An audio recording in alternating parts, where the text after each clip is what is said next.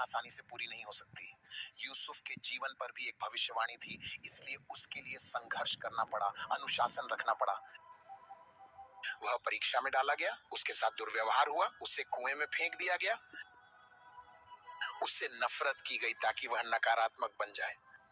क्योंकि नकारात्मक सोच, गुस्से, डर, चिंता और बेचैनी के कारण यूसुफ अपने भविष्य को, अपने डेस्टिनी को नष्ट करने वाली आत्मा के लिए रास्ता खोल सकता था।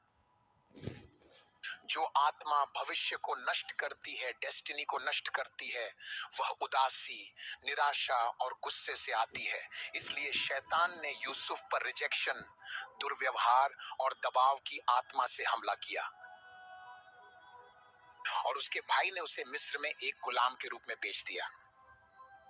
लेकिन उस युवक ने अपना दिल शुद्ध रखा। जितनी भी परेशानियां उसने झेली, उसने कभी नकारात्मकता को अपने ऊपर हावी नहीं होने दिया। उसने उस परीक्षा पर विजय पाई, शैतान अपने रास्ते चला गया।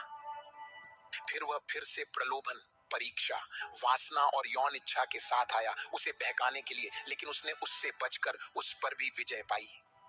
क्योंकि हर कोई कह रहा है, ओ तुम्हारे लिए एक महल है।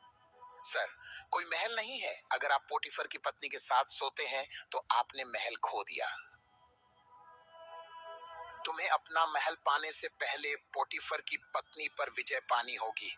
वे हमें यह नहीं बताते, वे हमें केवल जेल से महल तक की कहानी बताते हैं, लेकिन वे इसकी कीमत नहीं गिनते। जब तक तुम्हारी पवित्रता और धार्मिकता का जीवन तुम्हें जेल में नहीं पहुंचा देते, तब तक तुम अपने महल के योग्य नहीं हो।